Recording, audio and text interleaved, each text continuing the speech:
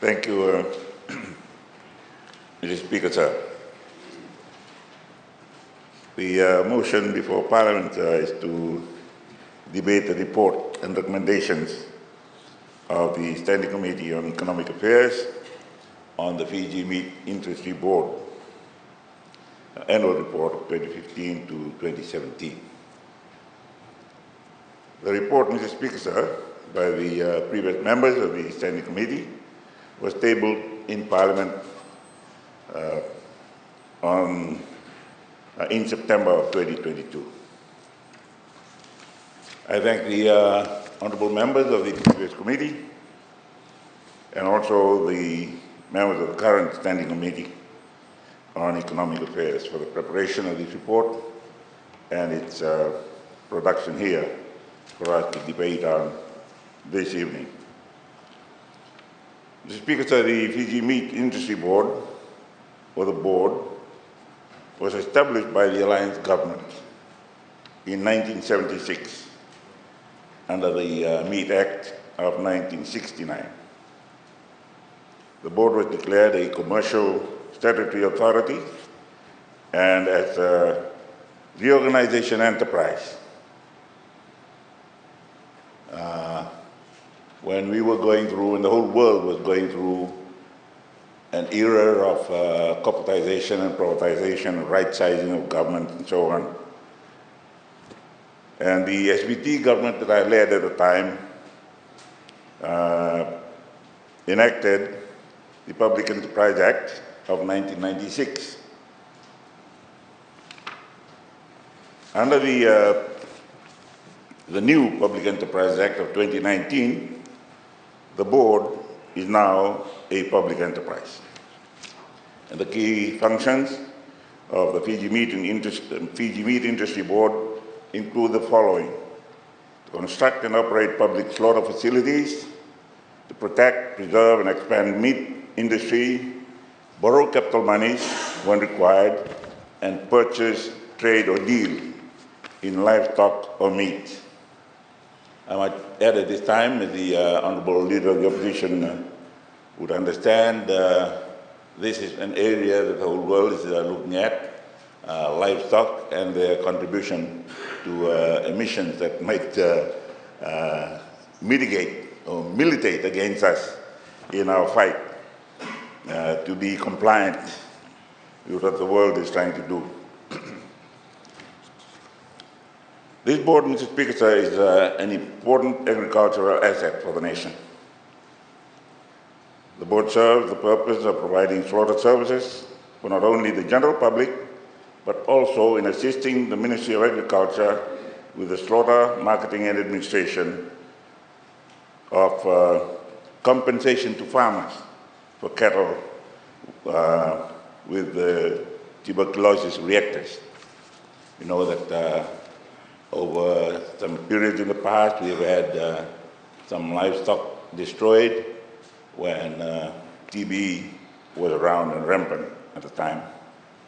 As part of fulfilling its commercial obligations, Mr. Speaker, sir, the Public Enterprise Act and its own statute, the board encountered several challenges in achieving profitability over the years under review, which further worsened during the pandemic.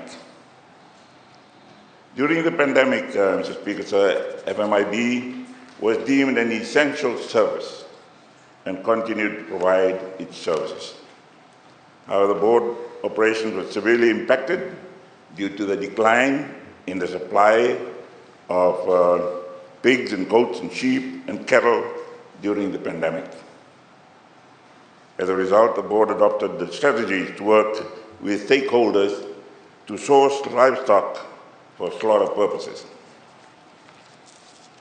There have been some other attempts in the past, Mr. Speaker, sir, to import beef cattle from New Zealand. I was personally involved in an attempt, but my recommendation didn't go beyond the Minister for Home Affairs office, who was then working in the Prime Minister's office.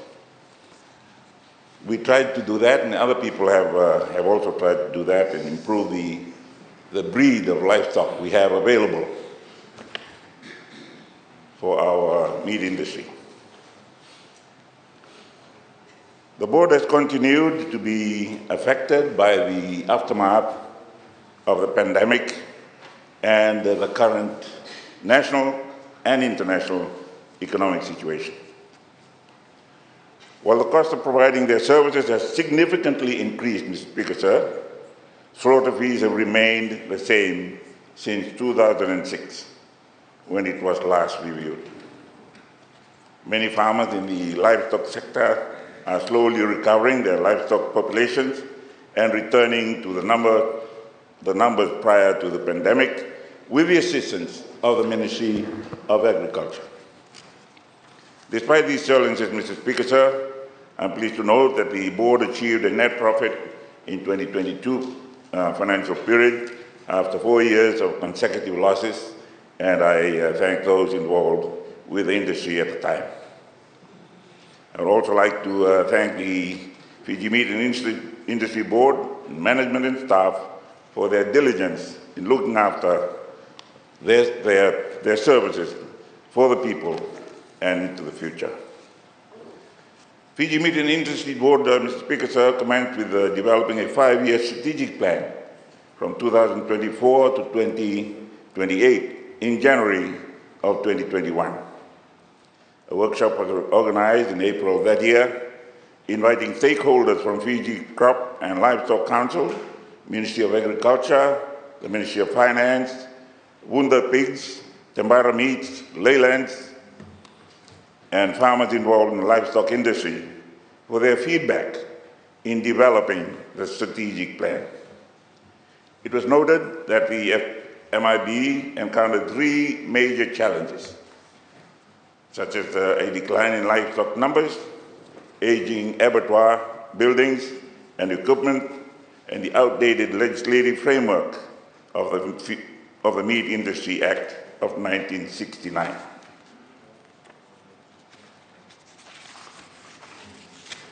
The strategic plan, Mr. Speaker, sir, will aim to deliver the relevant obligations as mandated to the Meat Act, define service requirements to inform other key strategies such as financial management, asset management, people management, and governance. Ensure that there is an understanding across the government on the long-term aspirations and desired outcomes of FMIB businesses. Ensure connection between FMIB goals and objectives to its day-to-day operations, and provide a basis for decision-making to continuously improve FMIB's operations, and as such, confirm long-term capital and operational expenditure plans. The strategic plan, Mr. Speaker, sir, is in the final stage of completion and is expected to be completed by the middle of this year. The recommendation, sir, I go straight to recommendation 2, that the committee noted from the report the need to review the Meat Industry Act of 1969. The committee concurs with this and recommends this to be done with urgency. The response, and I believe everyone involved is working towards this. The committee recommendation is noted. The review of the Meat Industry Act of 1969 comes under the ambit of the Ministry of Agriculture. In February 2022, the Food and Agriculture Organization, FAO, completed assessment of all legislation related to MOA, including the Meat Act. Based on this assessment, MOA has been exploring options to review all outdated legislations. Recommendation 3, Mr. Speaker, sir, in light of the supply consistency, the committee recommends for FMIB to consider an option of vertical integration that would entail exploring the viability of having its own supply farm as well as a retail butcher. In addition, this would enable FMIB to complement its supply of live animals and maintain the minimum throughput that is necessary. The committee's recommendation, I believe, has been accepted and noted. The option to consider vertical integration is limited by the Meat Industry Act of 1969. However, as per the Meat Act, one of the FMIB core functions is to construct and operate public slaughtering facilities.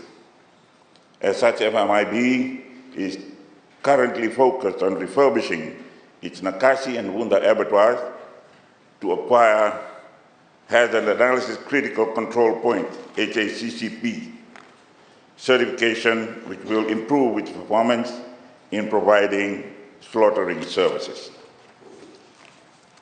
FMIB has been allocated approximately $1.2 million of government grant from the Ministry of Agriculture in the past 3 years to upgrade its Nakasi and Wunda abattoirs.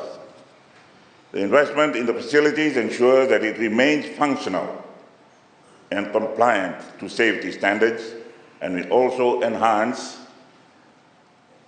the profitability of Fiji Meat Industry Board, as the production of high quality and hygienic meat products will generate more revenue for it.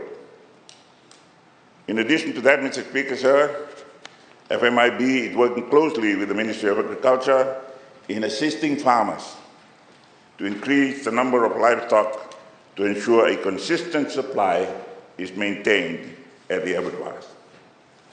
Recommendation 4, Mr. Speaker, sir, is to explore the possible options in terms of mobile slaughterhouses. The committee believes it may increase the number of animals coming through Fiji Meat Industry Board and reduce the number of bush kills. It may also have a positive impact on the farmers, as they may be able to get a fair value for their animals.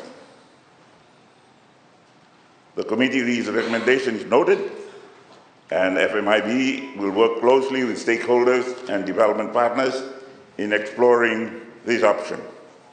The provision of mobile slaughterhouses may increase the number of livestock coming through the FMIB and reduce the number of bush kills, leading to a positive impact for the farmers, as it will also allow them to get a fair value for their meat that is slaughtered in hygienic conditions. FMIB is also currently exploring potential locations to relocate its abattoir services. Speaker, sir, I am very much aware that we have some honourable members who do not take meat, and I hope they will pardon me for what I'm going through here. Mr. Speaker, sir, at this point, I'd like to just go back a few years when I raised a point here about some bush farmers in Vanuatu who had lost heads of cattle, and I had to call my friend, the Honourable Mr. Bala, to release them from a bush killing abattoir we had in the Kaunrove at the time. He obliged and released the animals, but we had to pay for the collection, and you promised me that you refund me that. With that short contribution, Mr. Speaker, I thank you and I commend the motion before the House.